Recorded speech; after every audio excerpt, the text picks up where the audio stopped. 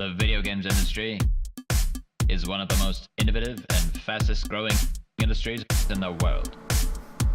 The men and women of this industry work tirelessly to provide entertainment for the masses, and some of these provide the music that we love, music that we listen to when we're enjoying ourselves playing those video games, music that we love, music that we listen to when we're enjoying ourselves listening to video games. Do we even know who these people are? No. Would video games be the same without them? No. What you're about to hear. Good morning, everybody, and welcome to the IGM Sunday NewsCast. I am the average gamer, also known as Nick Cescon, and with me, as always, is Vinny Parisi. I almost said the lovely and talented because I'm so used to newscast introducing co-hosts. Lovely and talented. Should we start getting newscast voices? Just hello, everybody, and welcome to our Sunday newscast. Today we have a really good show for you. In all honesty, I've been debating. I don't know how many of you guys have watched Hey Arnold. I don't know if that's still relevant these days. God. But there's that one radio episode where they start with "Hey, all you cats and chicks out there." Oh yes. I've always wanted to start it one time with that. But Can we throw in some warriors too? Just be like, we've got some really great videos, and I hope you guys can dig it. One day we'll work on it. Oh, it's always a pleasure to do the Sunday newscast. So we're just talking. This is easily one of my favorite shows during the week because we always have a lot of fun, and we have a lot of stuff to show off today. It has been a good week in the world of indie gaming. Yeah, it's definitely a packed show today. I'm going to start it off with our first piece of news, to which the only clue I think I need to give is super hot.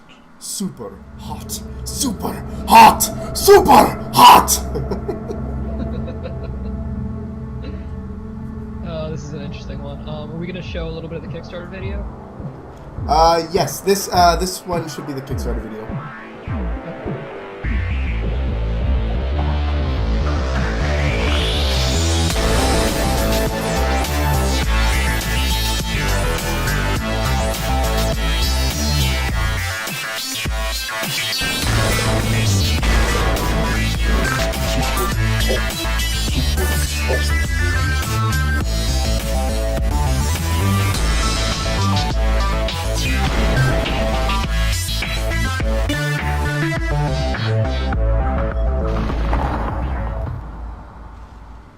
For me, Superhot is a game about empowerment. A simple, very stylish and very engaging game where the time moves only when you move. That creates a very unique type of gameplay, very different from the normal FPS type games. The amount of control over the action you have is something you've never seen before in a shooter game. Everything is time controlled. Every step you take, you have as much time as you want to do it. Every bullet you see in the air, you may stop at will and try to avoid it. This gives a completely different experience for the player because you can really see the gunfight from within. It's not a snapshot that you're seeing. It's a world that's still alive. The bullets are inching slowly towards your face. You can feel like your favorite action hero in the most badass action scenes in Hollywood. Superhot is not a game about taking cover and shooting your enemies from behind the cover. You just walk between the bullets. You don't collect ammo, you collect guns. When you're out of bullets, well, you have to figure out how to find a new gun. Superhot started as a small project made by a group of friends, and we made the game, the original prototype, for the 7-day FPS challenge.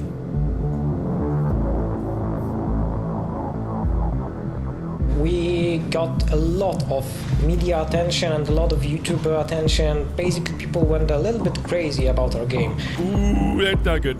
We just get those to zoom by here. Oh my god! Oh yeah! Oh, that just feels good, doesn't it? Woo! We did it! This is awesome. This game is awesome. Super hot. Super hot. Super hot. I love Super Hot. Super Hot is game of the year. Game of the year. The potential for that is absolutely staggering. We couldn't believe our eyes, what I was seeing. Superhot became the fastest game ever greenlit. We're onto something, that we can't just leave it as a half-baked prototype. We need to make a full game out of it. With Kickstarter, the game is in the hands of the players. We're planning to give you alpha access to Superhot, simply because we believe that a game as innovative as Superhot requires input from the actual players. You will be able to influence the way that Superhot is built, you will be able to interact with us, talk to us. To work with us, to communicate with us, we want to be really open about what we are doing, and we believe that we owe this to the community. We really need your support, we really need your help to make this project happen.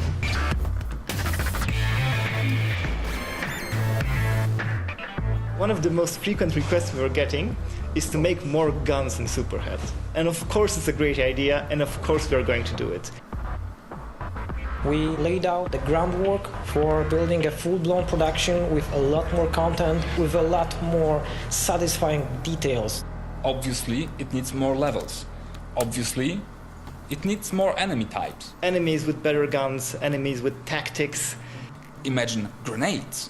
Imagine shotguns, machine guns. There will be explosions, explosions, and explosions. Slow motion explosions.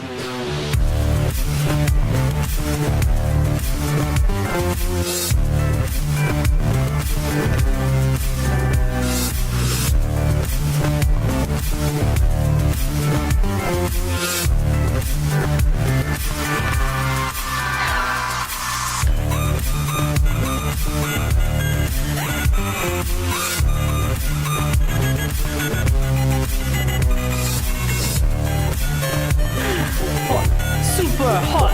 Super hot! Super hot! Super hot! So, super hot. Why did we show the Kickstarter in our news segment? Well, good viewer who's very attentive and somehow knows our formatting. It's news because Superhot went on Kickstarter and funded itself in the first day. It was 3 days into the Kickstarter yesterday, sitting at $155,000 pledged for a $100,000 goal. As well, they broke a record to become the fastest greenlit game on Steam.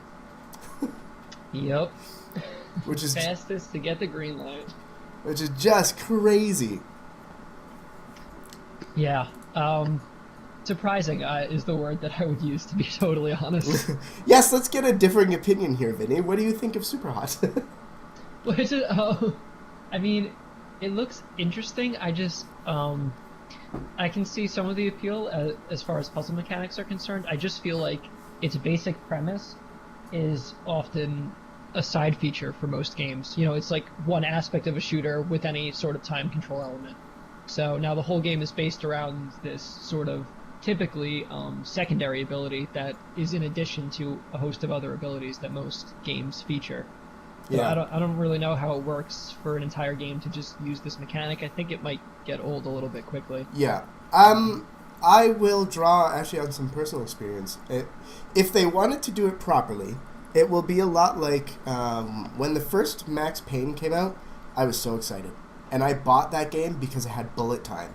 And bullet time was the coolest thing ever. The Matrix had just come out, and I couldn't believe that they had put it in a video game. But then, after I played Max Payne for about 4 or 5 hours, the story was so absolutely engaging that I had to play through the rest of the series, and it's still, to this day, one of my favorite series.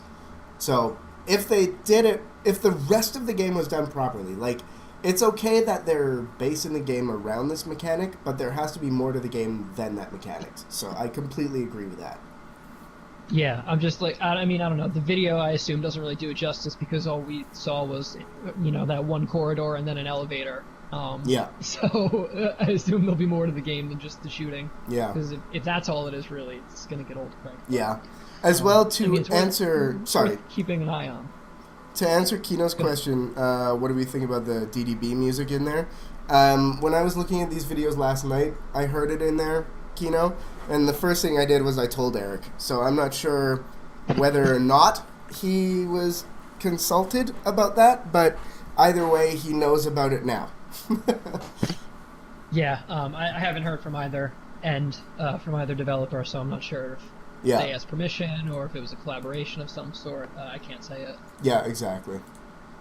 But we can keep updated on that. Next one is another kind of cool Kickstarter project. However, I wanted to bring this up because a lot of times we've been talking in the last couple of weeks about what happens when you've got a great game and the pledge is just astronomical. Because we can actually touch on Universum as well, because it's got about 5 days to go, and Universum's about 85% done. They're still looking for a bit more. But this one... Yeah, they need like 50K, I think. Yeah. So. I mean, it could be done. I've seen...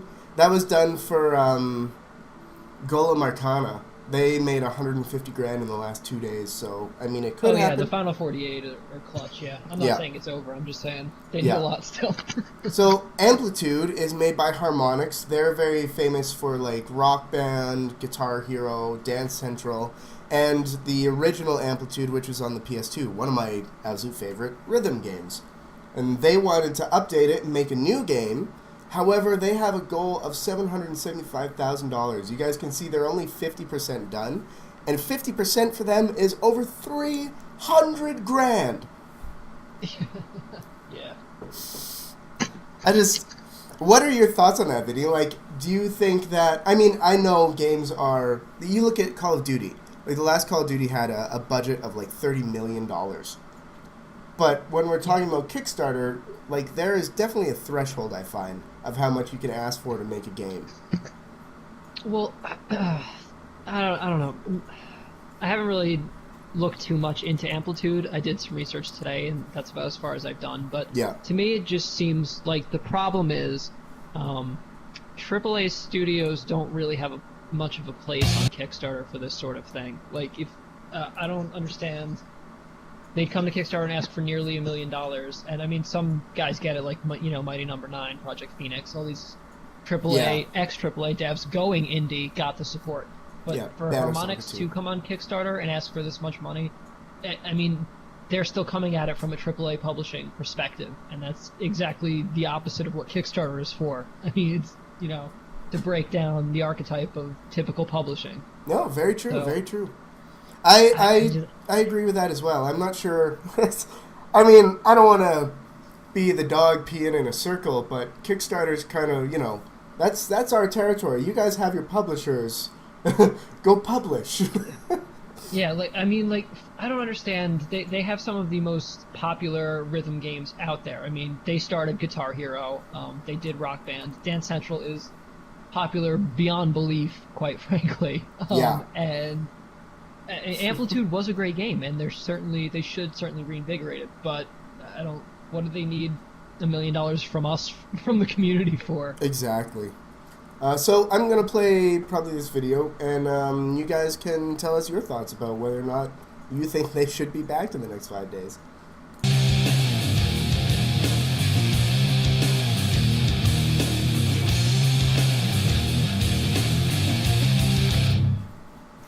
Hey, Pope. What's going on the internet today? Oh, hey. You know, a lot of hyperbole, actually. Heavier amount than usual. Okay, well, thanks for nothing. Oh, there was this one thread I've been meaning to read by Dumplord420.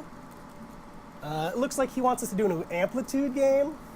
Dumplord? Dumplord, yeah. Oh, he's a good poster. Okay, I'll go see what Alex thinks. Cool. Hey, Alex. People on the internet are asking if we want to make another Amplitude.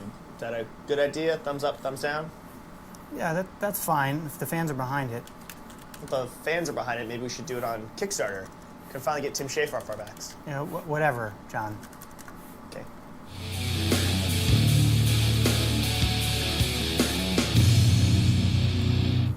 I am the Dump Lord. Hey everyone, I'm Alex Rigopoulos. And I'm Iran Ngozi. And we are the co-founders of Harmonix. Harmonix is an independent game development studio that's based in Cambridge, Mass. And we are game developers by trade, but our hearts and souls have always been in music. We've worked on a lot of games over the years. Many of you probably know us from our work on Dance Central or Rock Band or Guitar Hero. And right now, we're hard at work on a bunch of totally new and different music gameplay experiences, including Chroma and Fantasia Music Evolved. But we've been eager to return to our roots for a while and to develop a next-gen controller-based rhythm game. And so we want to put a team together at Harmonix to make another Amplitude. Amplitude was the game that Harmonix made for Sony for the PlayStation 2. Before we strapped plastic guitars to you, or asked you to stand up and dance in front of your TV, we sent players shooting down 6 tracks, beat-matching gems with their beat blasters. By matching the short musical patterns on screen, players could lock in loops, move between tracks, and layer a song together, instrument by instrument. The game's soundtrack had an electronic bend, which matched the futuristic visuals on screen for an altogether badass experience. Amplitude and its predecessor, Frequency, were lauded by critics, loved by fans, and really fun to play. There was a great solo mode, and there was a frenetic multiplayer where friends could compete to see who had the best handle on a song while messing with their competition along the way. We want to bring all of that back. We've come a long way as a studio and as an industry since then. We think this type of addictive, synesthetic, audio-visual experience is perfect for modern consoles, widescreen HD TVs, and killer sound systems. That's why we want to bring Amplitude to the PlayStation 3 and PlayStation 4. This update of the game will feature gorgeous visuals running at 60 frames a second, an amazing soundtrack, and snappy, responsive controls that gamers have come to expect. We'll distribute it digitally and be able to give you access to DLC to expand your game.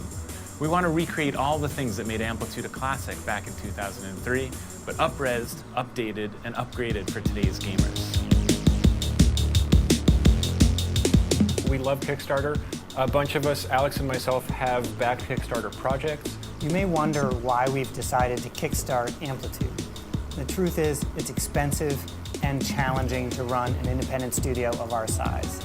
Usually, passion projects like Amplitude end up on the back burner while bigger, fully funded projects take up studio bandwidth. That's why we're turning to you. We're passionate about this game. We think it deserves to get made. And with your help, we can secure development resources for Amplitude and pursue this dream project. There are all kinds of great rewards. Most importantly, you can get the game for PS4 or PS3. You can also get access to in-game exclusives, cool physical goods, and other perks. If you back the higher tiers, you can help decide what songs go in the game, grab a meal with our founders, or even fly to the studio and hang. Okay, I don't think we need to hear about that. Higher tiers. Yeah, that's fine. So the point that you wanted to bring up? Yeah, I do want to say, I don't mean to say there's no place for a AAA studio on Kickstarter. There's no place for, a class divide. I don't want to separate the us and them of AAA versus indie because it's going to mesh together really soon. Yeah, it's already starting.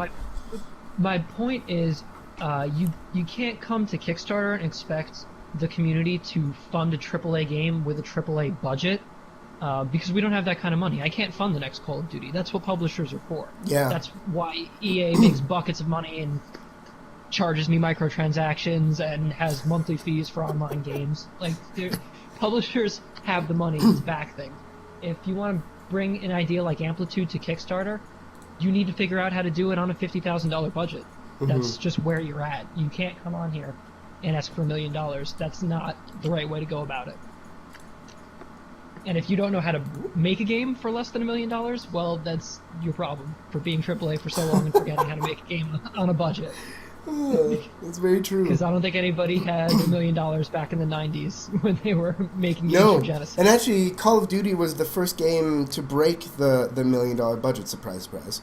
When they made... It was Modern Warfare 2 that broke $1 million. And then everybody's like, wow, that's crazy. I guess our next Call of Duty is going to be like... They projected it to be about $5 million, and it ended up being close to $20 million for the next one. And it's just gone up and up and up with their games. It's ridiculous. Which is going to kill... It's going to kill them eventually. Because you're not going to be able to make your money back if they're spending $150 million on their games. Yeah, I mean, it's going to buckle eventually. That's the problem with AAA right now. Yeah. All right, moving on. We had an awesome video review done. You guys can check it out on our website of a game that was trending on Twitter, which was really cool, called Super Time Force. Yeah. which is the video is great. Anthony did a great job with the video review. Super Time Force in general is a lot of fun. I don't know if you guys have been playing it or not, but it's fantastic. The single-player co-op, they call it, works really well. It's a great puzzle mechanic, a platform mechanic, an action mechanic. It's a lot of fun. But we brought up Super Time Force, and also I want to talk about Transistor just because it's a really great 2 weeks for indies. Like, wow, this month is amazing. Oh, you're not From kidding. Cappy to Supergiant Games, these are two, I mean, they are on the upper echelon of AAA indie. Is a phrase that we're starting to use these days. And they put out some quality content. It's been so long in the making, this Transistor. For people that don't know, Transistor is the follow-up title to the guys that made Bastion. It's not related to Bastion in any way, but it's their new title. So I am chomping at the bit to see this game.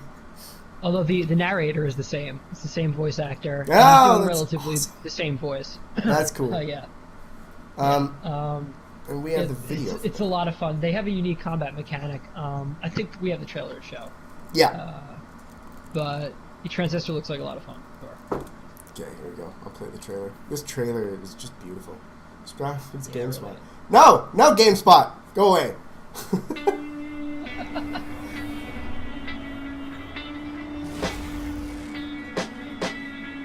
I always thought it's hard to make new friends. Oh, that is him. But making enemies, I guess that's easy. We got 4 problems. We saw their faces. We know their names. Know what they're capable of. They'll find us again. They'll find you and finish the job. Unless you find them first. You always have a plan.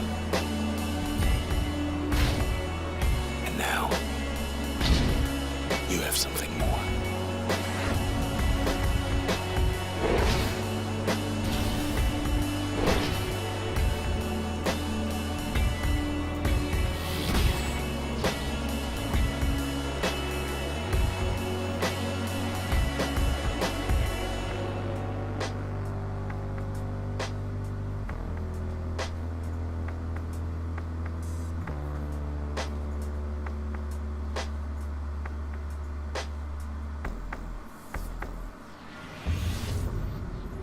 Oh, yeah. So Vinny, when we have to do a review of this, my schedule is open, buddy. It's already been claimed, actually. I played Transistor about a year ago. They brought it to this past PAX East, but unfortunately I didn't get a chance to play it. I just got a chance to chat with actually the narrator. He usually comes out to events. Cool. And the first time I talked to them about it a year ago, they were like, what platform would you want to play it for, PS4 or PC? And I was like, oh, for sure, PS4. I'll have a PlayStation 4 by then. Send me that code. And so here we are a week out from launch, and I still haven't bought a PS4 yet. So Vinny, some of us have PS. But actually, I think Luke's going to handle the review, as a matter of fact. Oh, that's awesome. Luke does really good reviews.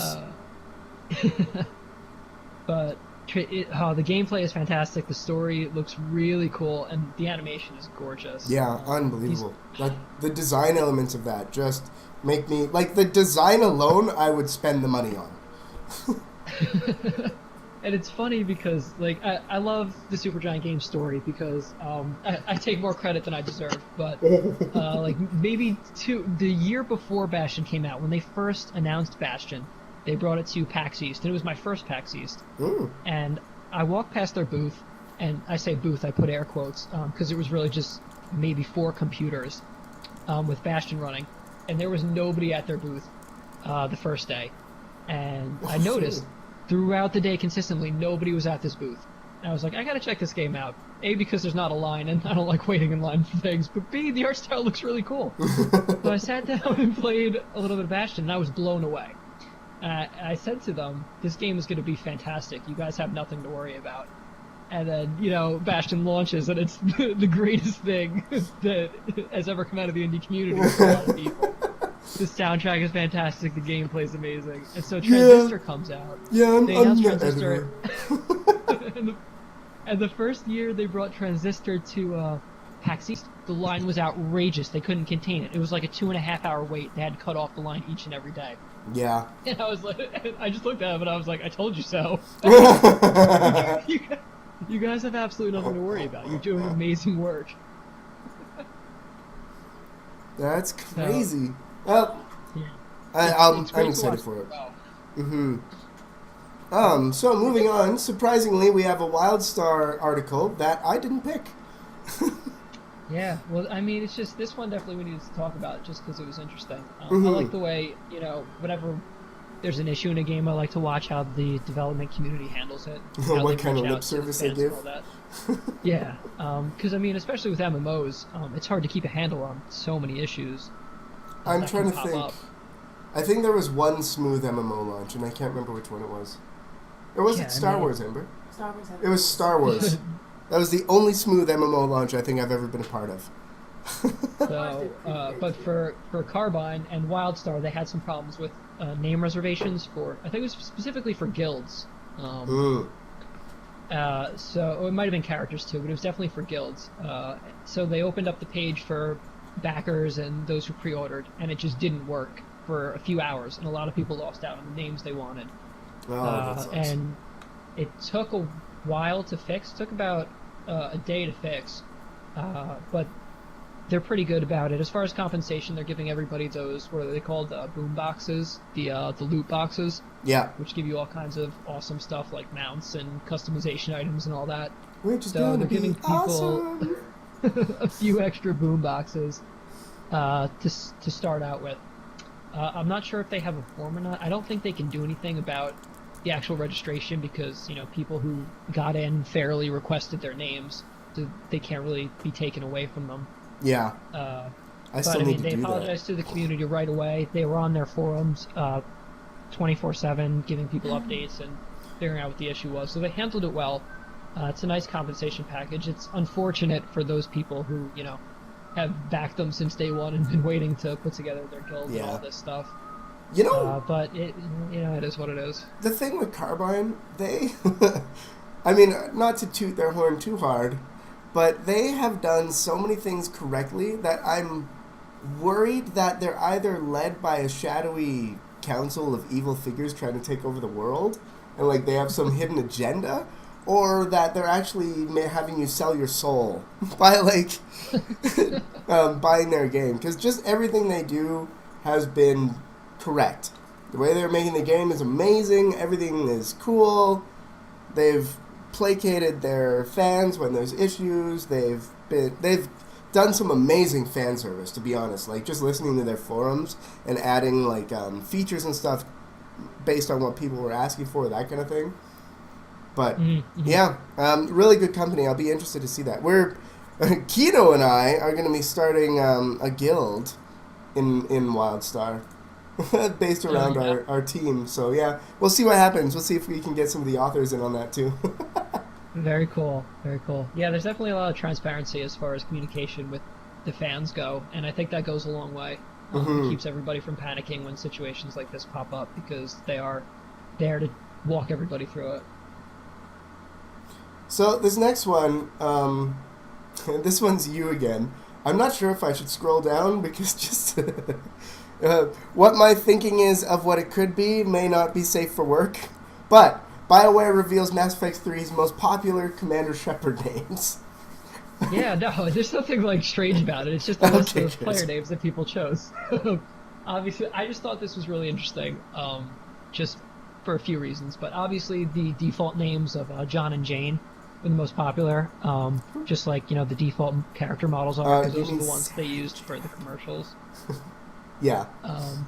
But the other, I don't know, like this, I always like these statistics. The most popular two female names, other than the default, were Sarah and Kate, and this was across this wasn't just in America. This was across various languages: Germany, Italy, Russia, France. even Poland, all of these people chose either Sarah or Kate. And I think it's really interesting. I don't know. It's the same kind of situation with statistics for baby names. Everybody thinks, the child's name is so unique, and then go online and see a million other people with the same name. But I just think it's funny that Sarah and Kate are the two most popular female names, and then it was Jack and James. Jack and James for the male side. Yeah. It's funny that just like people the world over all kind of think the same way. Like names resonate with them the same way. They go, "Oh, Sarah, that's a pretty name," or "Oh, Jack, yeah, that's a good name for a boy." I just think that's funny that across like a world of cultures, there are 3 names on each side that take up 95% of the choices made. That's so strange. And that concludes our news portion, which means it's everybody's favorite time to watch a lot of previews for games and empty your wallets because we're evil. It's good to back great community projects. Heck yeah. The first one that we're going to look at comes from Germany, and this one, was it? I showed this one to my wife, but did you show this to me first, Vinny? I showed this about a week ago. Yeah, that's right. Yeah. This one's interesting. Animal album. So we'll watch a video and then we'll chat about it. Yeah, for sure.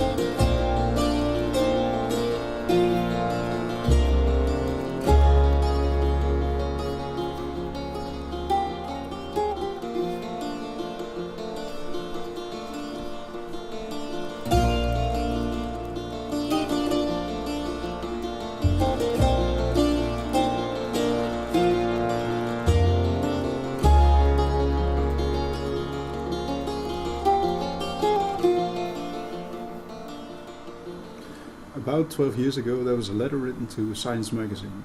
It contained a study that found that kids knew more about Pokemon than about actual real-life animals.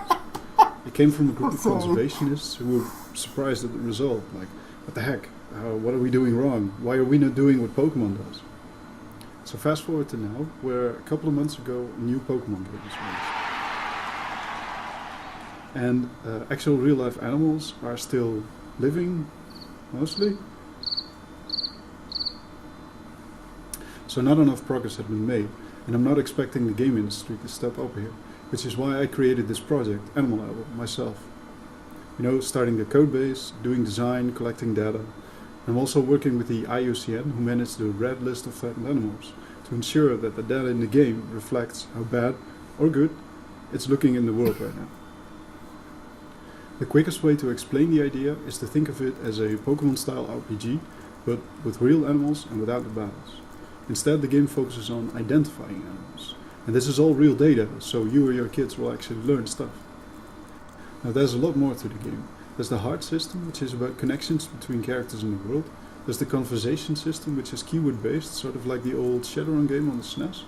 Random encounters, like walking into the tall grass, but stuff's not mandatory, nor is it a necessity. Remember, this game rewards knowledge, so if you happen to be a vet or a zoologist, for instance, then you can use this knowledge to reach certain places faster. But there's a lot of other stuff to discover besides animals. Oh, and you can play along with somebody else. Your child, cousin, or a significant other maybe. I think this is something that simply needs to happen, so the game will be released, even if it's not funded. With your help though, I can make steady progress and add more stuff to the game. And as appreciation for that, you can get it at the lowest price, guaranteed. So please check out more on the game below, or on my website, dromedrydreams.com. Thank you. That was actually really cool. For a couple of reasons. I like that. He's like, you know what, this game is probably going to come out either way, but if you guys help me out, there'll be more in it, and I'll give you a lower price. Like, that's a nice way to say that. Yeah. I think this is a great idea. I mean, we talked a little bit about, last week, we talked a little bit about Codemancer, I think it was called. Yep. So I'm really into these educational games because I think gaming is a great educational tool. I think as we move into a digital age where every child knows how to use an iPad before they learn how to read, I think it's important that games take a more pivotal role as educators, because a lot of kids, the majority of their exposure to news and stuff is going to come from either a game that they're playing or a news feed somewhere on a website. Yeah. So I think stuff like this that can provide real educational knowledge in addition to actual gameplay, instead of the 90s computer educational games that were just a chore to get through and weren't any fun at all. We can make educational games fun. That's a great teaching tool.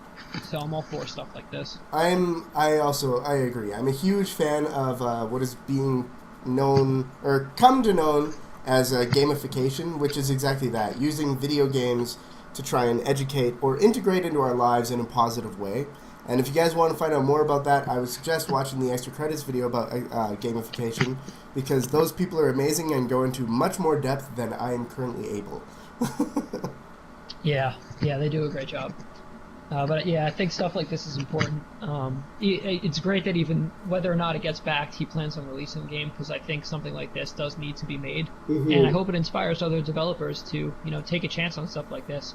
We've seen a lot of games over the past few months that want to teach gamers Japanese, that want to teach them how to code, programming, and now one about animal education. I think these are all important ideas, and they should be nurtured. Yeah. Exactly, and you're noticing even in our newscast that that's becoming more and more and more of a theme. Every week we're seeing more education games and more education games and more education games. So I think it's awesome. My kids are going to be able to learn on the medium that I love more than anything else in the world.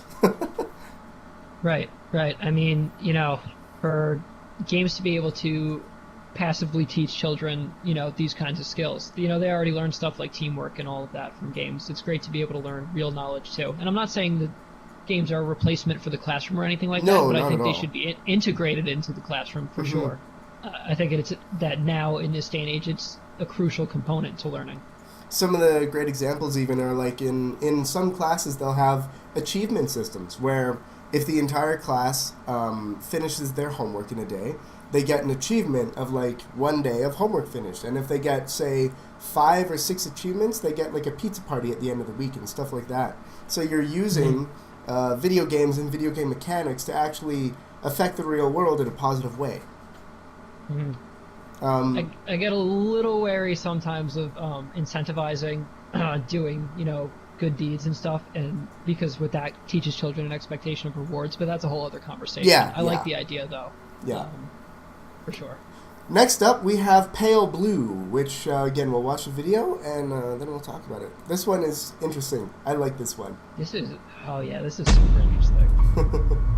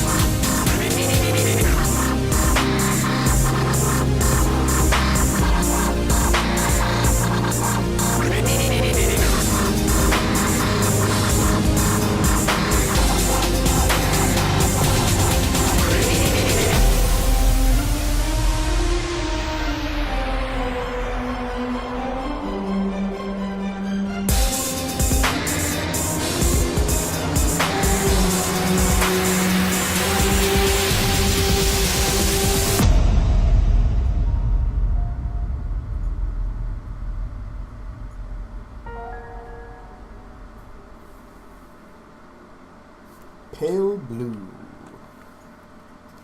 So this one, I mean, it's a large goal, but it's also, I find, modest for a game. What I really liked about it is it's great to see a mobile studio stepping out of their comfort zone and try to make something bigger, something greater.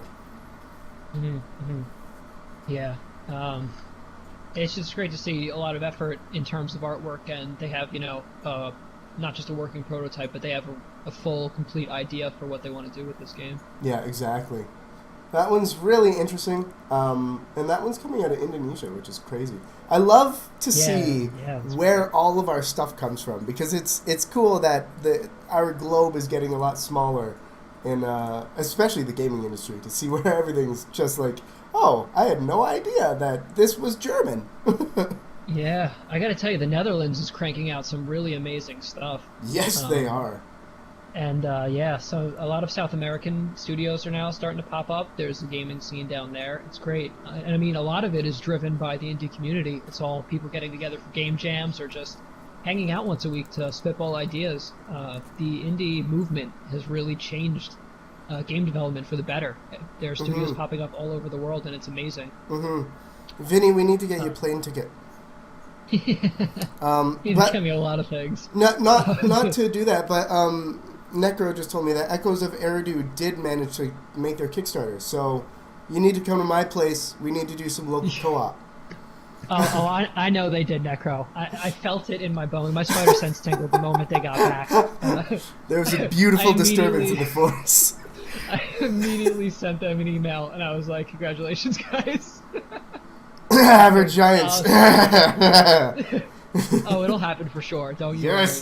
Yes. Yes, I was excited about it because of Eridu for sure. One thing I want to say before I forget about Pale Blue, that I don't know if it worries me yet. One of the biggest problems I had with GameStop, and now other outlets or retail establishments do it as well, is pre-order incentives in the form of exclusive in-game content.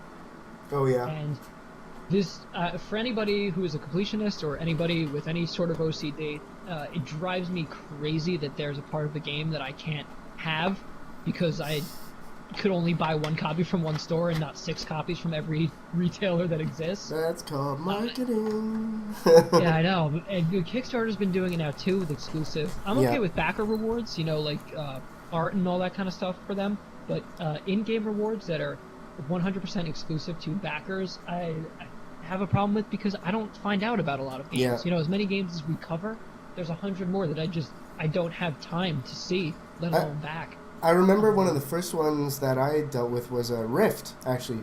Depending on where you got it, you got a different gem that would affect your weapon differently, make it look different.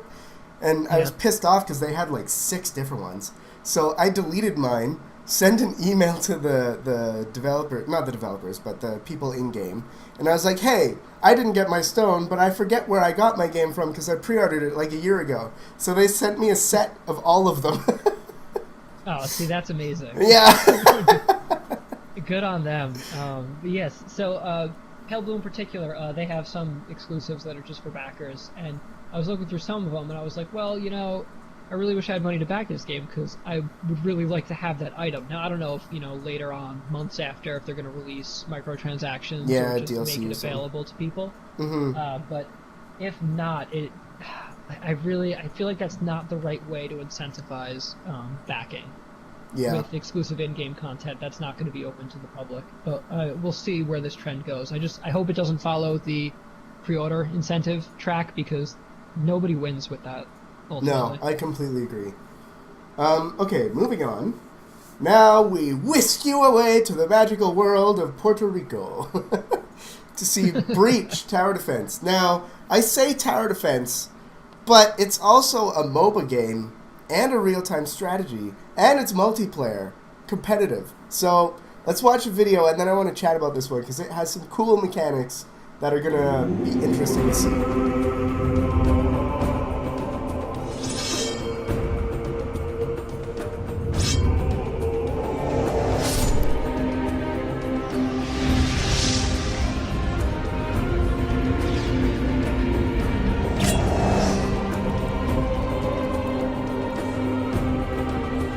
Breach TT, the kind of tower defense you love without the towers.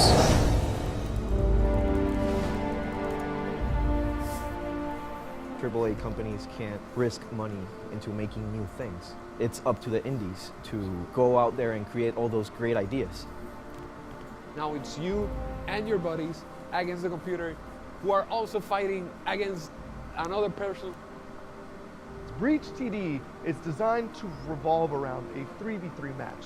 That means 3 of your buddies, 3 opponents, just duking it out. It's all about survival. We're going out full steam. We're going out and taking everything. That's what we're all about. We set out to make a truly awesome tower defense game. And along the way, somewhere we got lost and we ended up with something completely different. Totally epic. You get 2 turtle right now, you use gold for units, you know? You don't just build towers that are static and stay still while the enemies come in. You build units that are set up in different squadrons. Each unit has a separate role, and in making that combination of roles that supports each other is where the key strategy of the game lies. Your everyday tower defense game has 2 phases. A building stage, which is where you set up your defense, and a passive stage, which is when you just stare at a screen to see if everything works out. You stare at wave after wave after wave. Wow, that's boring.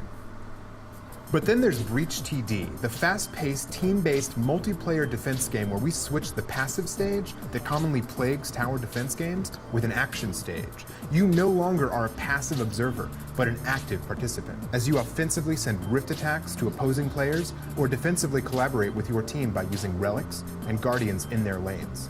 Teamwork and coordination are needed to survive against the constant attacks of the meanest void monsters you have ever faced. For gamers that like tower defense games, this is perfect. Breach is an awesome game, but I'm gonna be honest with you. It's not really what we wanted it to be. We want to add so much more to this game. More maps, more cards, more guardians, just more of everything. This is why we're here. We need your help. Right now, we're pressed for time, we're pressed for resources. But with your support, with you guys backing us up, we can do all kinds of things. I can't wait for people to see this game. I can't wait for them to play. One of the biggest satisfactions that any people in the gaming industry can go through is when you see somebody play a game and you see them smile.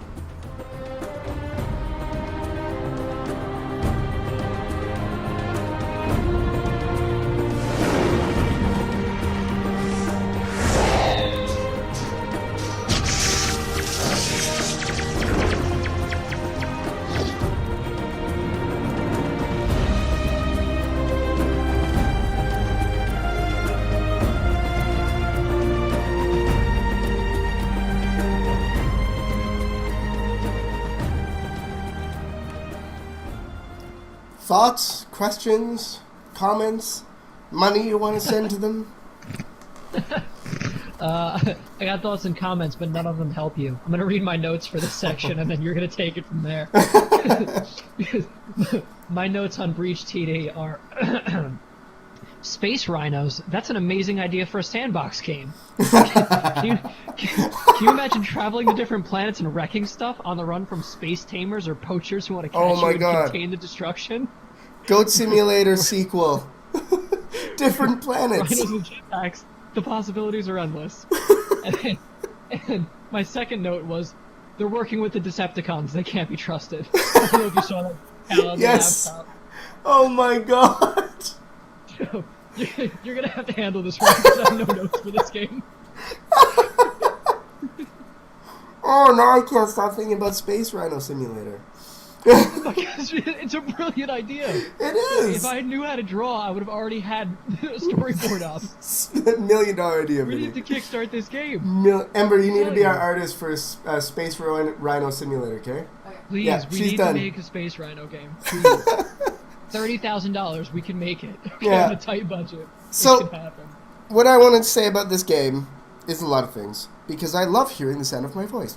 No, but they started out trying to make a tower defense game and just kind of exploded.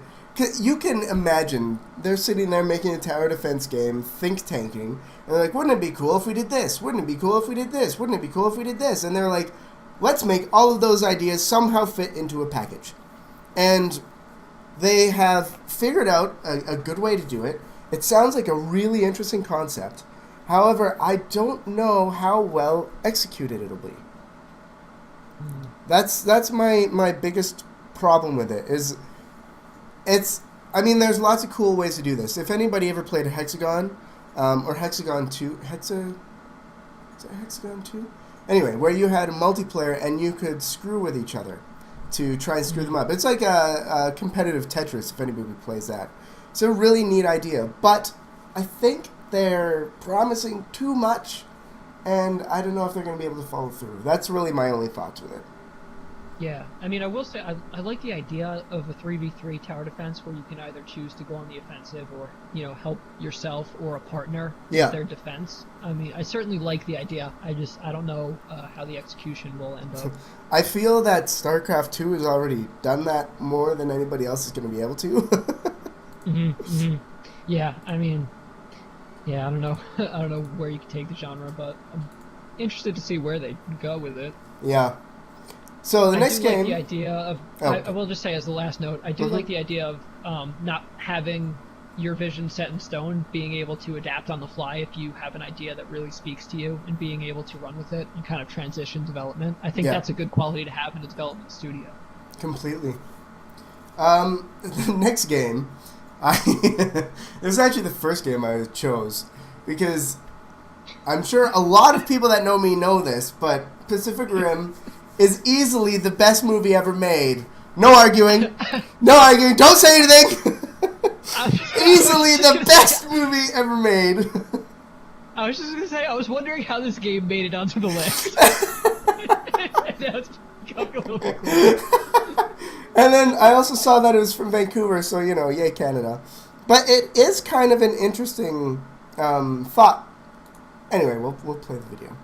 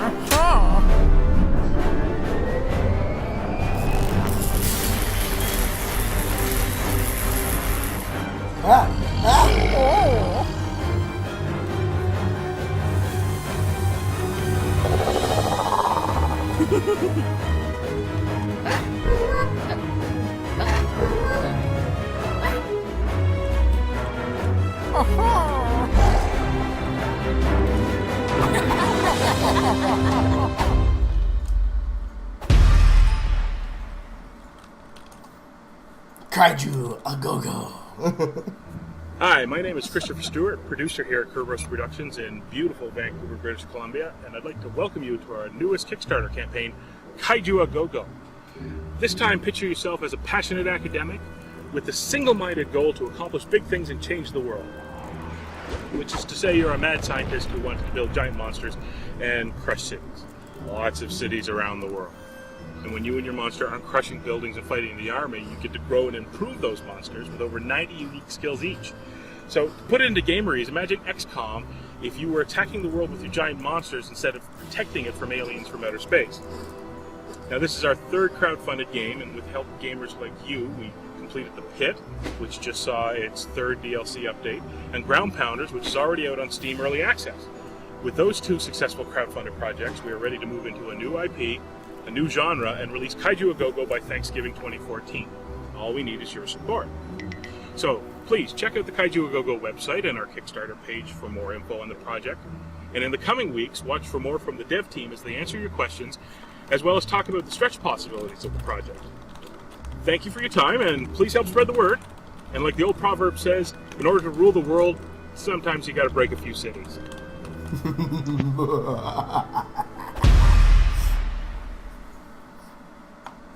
Oh my god, yes. Where do I sign up? Did I also mention I love Godzilla? Now, we should talk about Godzilla in a second if we have time at the end. But sure. the thing about this Kickstarter is that I usually like to see more from the game in terms of actual gameplay. These guys have a very clear vision, it seems, from the video, but I don't know really what the game looks like. You know, that was a nice like cutscene, and then I'm glad to hear about what they have intended. But I don't know what the game really looks like. And it's something like when Kickstarter first started, I found a lot of times you didn't need the gameplay. You could do a successful Kickstarter with just an idea.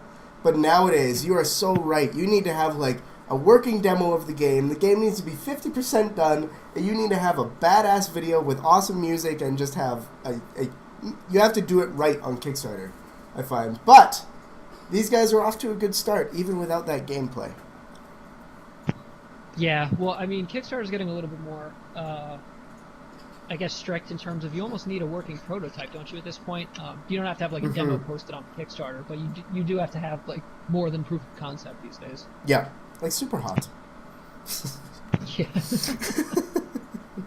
Entire game based on proof of concept. Yeah, and that's what do we call that? An appeal to their ethos. Showing why we should believe them that they're going to make a good game. They do it differently in this video. That like right up front after the video, they're like, "Hey, we made all these games, which are successful and on Steam's early access. So help us make another game." And they're kind of relying on that claim to back their ethos to get you to pay the money to make the game. Whereas a lot of other people will try and back it up with like, "Here, do you like this game? Do you want to see more of it?" Yeah, in this particular instance, I'm not questioning their ability to deliver. I just, like, what I want in a Kickstarter video usually is, I want you to make the pitch, and then I want you to show me what you've got so far in terms of real gameplay, so I have an idea of where it's going to go. Yeah. Because, I mean, I don't know, maybe this is just me personally, but I can tell just about everything I need to from 30 seconds of gameplay. Said the editor of Indie Game Magazine. So it really... Like, I don't need to see a heck of a lot to know exactly where you're going. So it goes a long way to see a little bit of footage. Agreed. The next one we're going to do is pretty much one of my favorite parts of Star Wars The Old Republic. That will make sense for people who have played it and watched this video.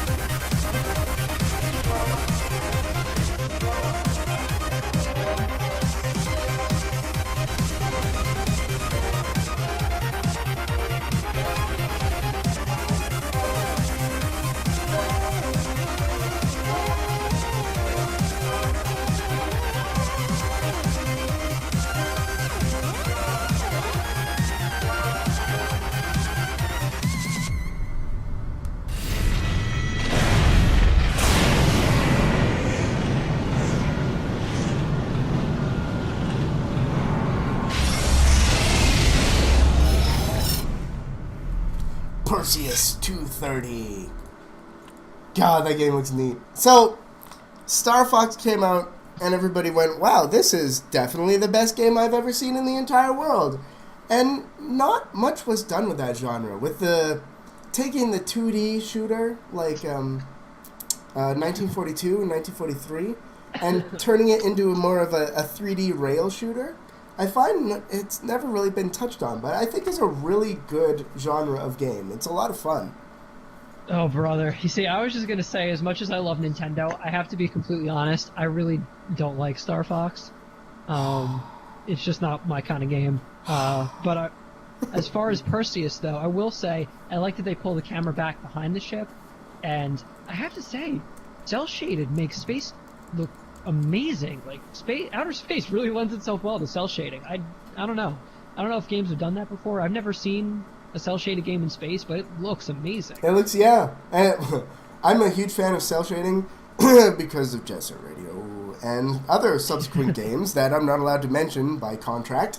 Oh, actually, speaking of cel-shading, Cell Damage just re-released, I believe. Yes, it did. Re-releasing soon. I gotta Blew tell you, my that mind. was my first introduction to cell shading, and that on the GameCube was just so. I had way too much fun with that game. Way too much fun.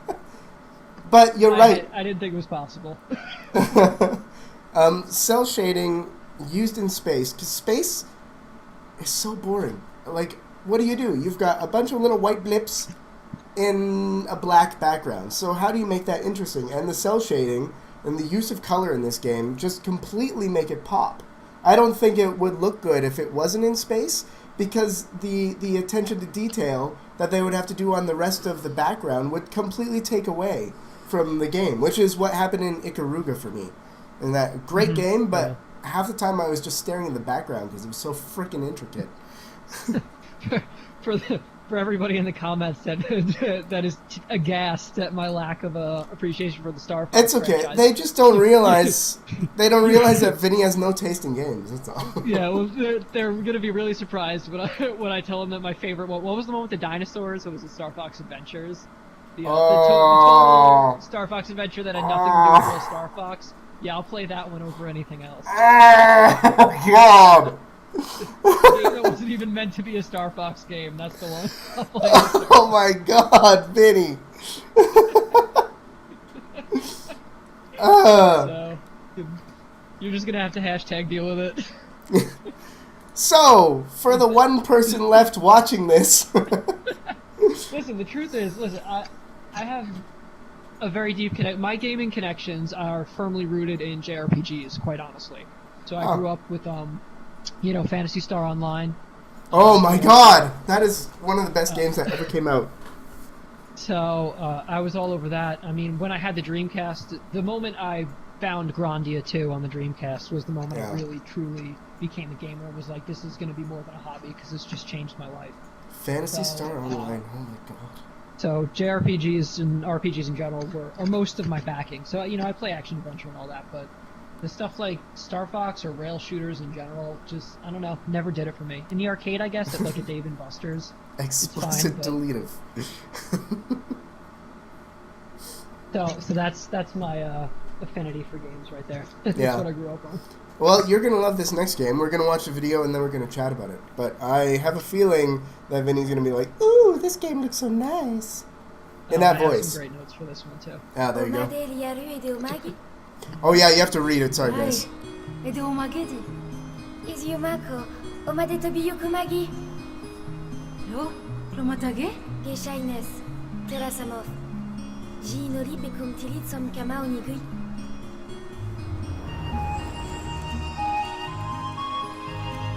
リプリキを北海道に入れるの。Babone. Nashoba, ukwesunga litawaki.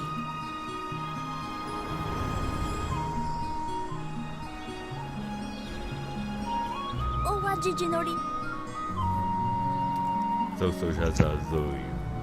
Tadoyakrino. Inu is within ya shanzoyo. Utsuye wagyu. Linga eleune hedogeno. Kalotane sokadeni yakai. Clori reini. Chosoyasa. Ideya kumutelo. Rosaria. Anga, io ibionaji tusnitu. Waseo roshule kunga crash.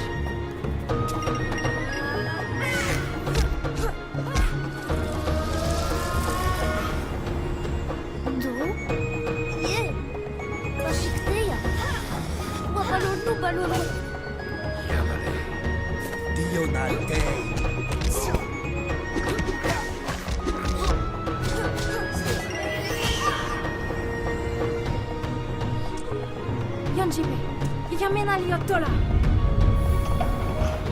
Loku Shreina, Tola di Yolgui. Lobi Siji Luina. Lo Tiji Sabe Yambe.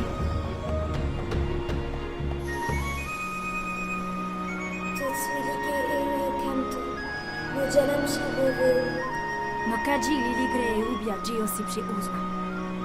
Ah, rinyabe, lo hedezi surta.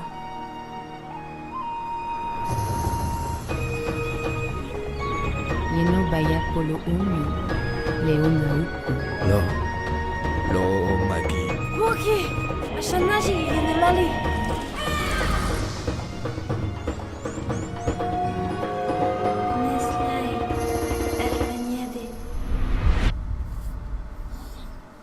So interesting. Okay, notes. Yeah, let me take a look here. The first thing, this is a little off topic, but at the bottom of the Kickstarter they talk about how they have a comic book, and there's a bit of cross-media integration. If you read the comic book, you'll find out a little bit more about the world, and also there'll be some hints to where you can find secret items in the game, which I think is a really nice touch. I love cross-media integration. So I like it whenever you can read a book or a comic, or the next gen consoles are doing stuff where you can watch a TV show that's tied to either an MMO or a game. That did work very well for Defiance. Yeah, so I really like the idea of cross media integrations. That's a nice touch. The issue I have with this game is the scope of the project. They talk a lot about how decisions alter not just the story or the choice options that you have, but the actual towns themselves will change based on your decision. So if you're more political and you're not just beating up everybody left and right, more shops will open up and you'll get discounts, and the world will be, I guess, a more passive place. They'll be less aggressive towards you. Interesting. But when you take that into account with the Kickstarter's goal, it's 100. They're looking for 100,000, which I know we just talked about how you should keep a low budget. But these guys want to work full time, and they have a staff of 12 core staff members, not counting the 7 voice actors who I hope you would pay. Plus about like 10 other contributors who are working on it part time, and they want to work on this project full time for half a year. I mean, I don't know what the housing situation is like in Paris, France, but in northern New Jersey, I need 30 grand just to have a crappy one-room apartment. Yeah, exactly. For a year. So I don't know if these guys are getting paid peanuts or they're just putting it all into the game itself. I don't know how these guys are going to make any money. Well, also they have a burgeoning crack business. Like they have a great game, but the scope it's a huge scope. They want to do a lot of stuff, and I don't know. It's a big team for. That's actually what I wanted to touch on myself with this game is the scope. And I'm finding more and more and more with all of the games that we've been looking at is the scope of these games. The people that are making them are wanting to do what I would consider way too much with the money that they're asking for. Like, we talked about AAA budgets.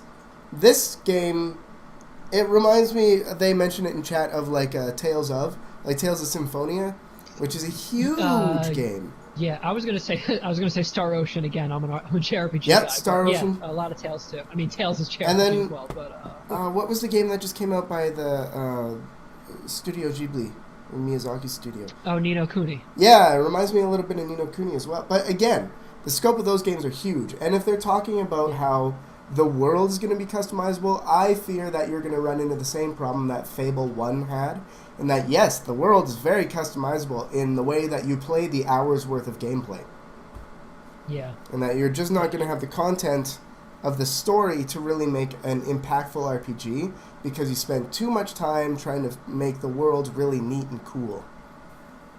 Yeah. I will also say, like, the combat system, we could talk forever about it because it does seem really unique. It's not just Tales, that's just action combat.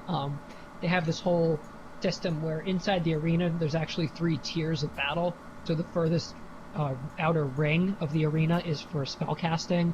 The innermost circle is for trying to sneak attack on the enemy, or an enemy sneak attacks you. Yeah. You know how JRPGs, you can get behind somebody and you have the initiative, or they have the initiative, and the beginning of the battle changes based on that. That's what the innermost circle is for. And then the secondary, the middle circle in the arena is for quick time events, which I don't really love quick time events, but they're for like pulling off special moves and stuff. Yeah, it's really unique. It's great to just find action that way. Yeah. It's a great idea. Good luck to him. Sorry. There we go. Okay, moving on. You guys don't need to see. Probably this might be the last one. We might have to save everything else for after. That's fine. Actually, if we could do Dragon Nimide instead of okay. you, let's do that one, and then we can close. Holy crap! I didn't even see the time. Yeah, I know. We're getting pretty good at this. Yeah. Okay, so this is Dragon Nimide.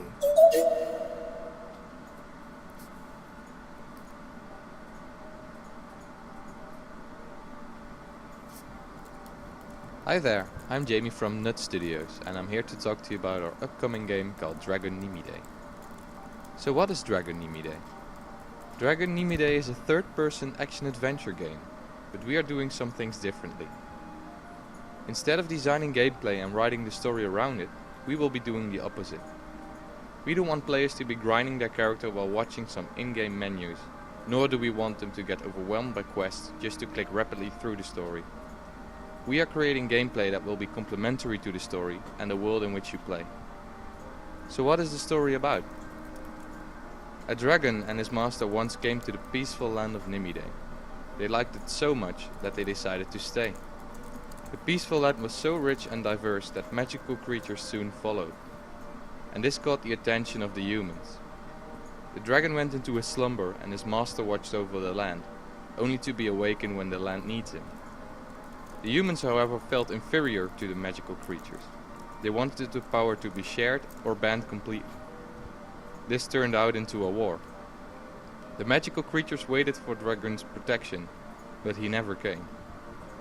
The humans won the war, and not many people know what happened to the magical creatures. And now, years after the war, the same human order who started the war are on the rise again. And this is where you as a player come in.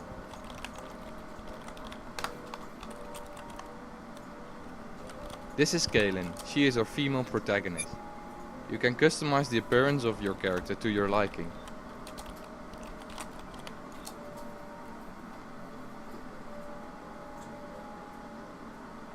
And you can also choose to play as a guy instead of a girl. The land of Nimide is vast, colorful and magical, and at a certain point in the game completely open for you to explore.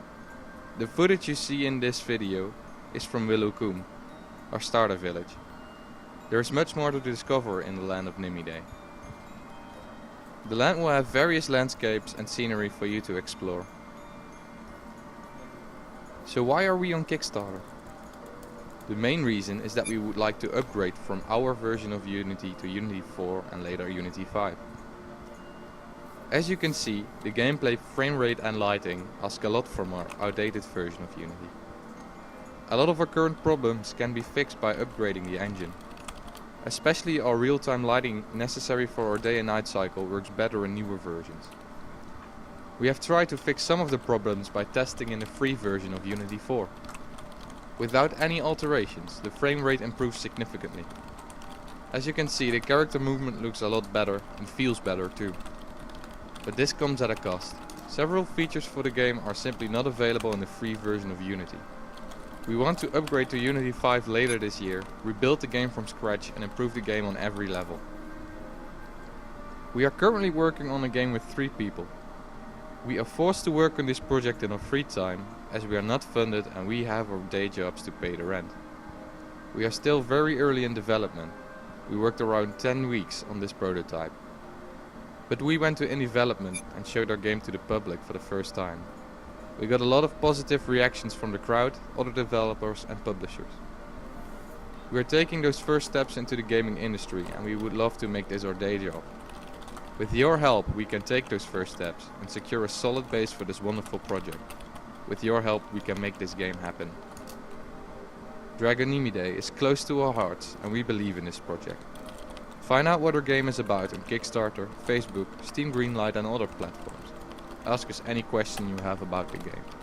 And if you believe this game will be as awesome as we want it to be, please support Dragon Nimide and back us on Kickstarter.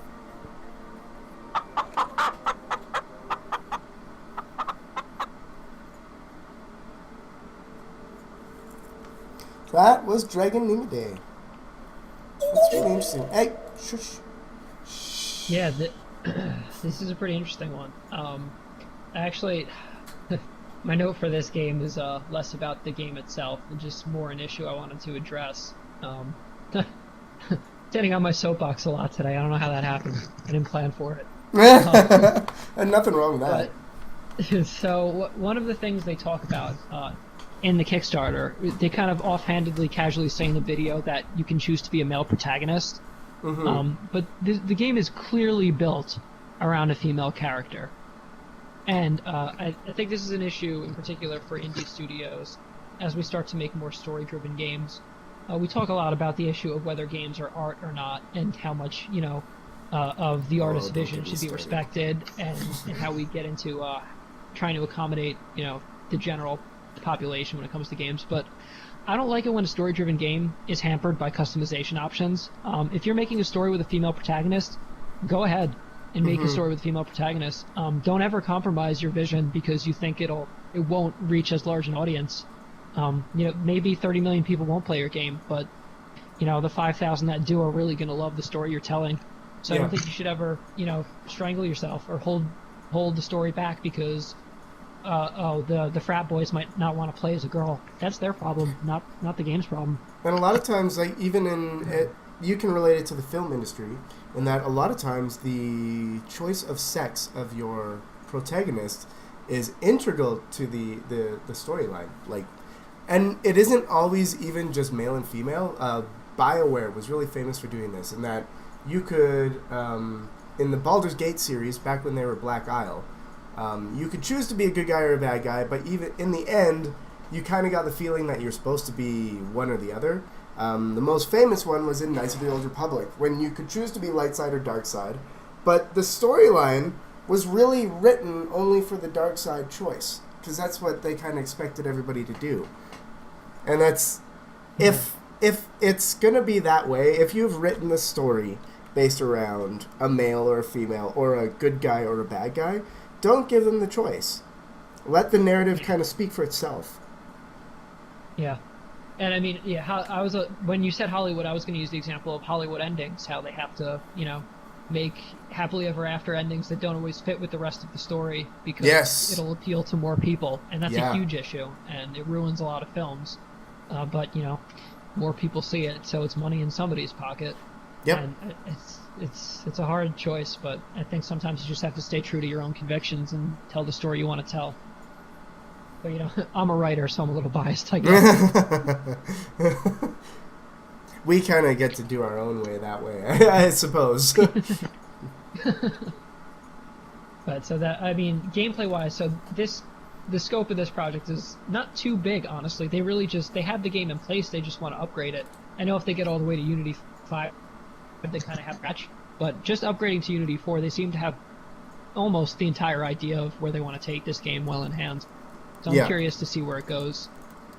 They have a lot of rewards, notebook, a soundtrack. They really kind of have a good handle on this game. And the goal, what really confuses me is the goal is so small. It's €2,000. Yeah. Well, I assume sometime... Well, actually, I'm going to comment on that. I was going to just praise them for it. But sometimes I find they're like, well, we could probably do this with the minimum of 2,000, but we actually need 20,000. But let's see if we can get some money at least. Right. Sometimes really how I think they think about it.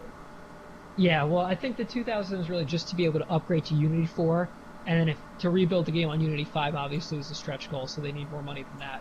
Yeah, exactly. Which I think is a really good way to go about it. It's a modest goal, but a realistic expectation. We can make the game this good at this amount of money, and we can make it better if we surpass our original goal. And technically that does allow them to use Kickstarter the way it's meant to be, in that they will build the game based on what their fan base wants. If their fan base wants Unity 4, they'll get Unity 4. And if their fan base wants Unity 5, they'll get Unity 5. Right. So I think it's a great idea.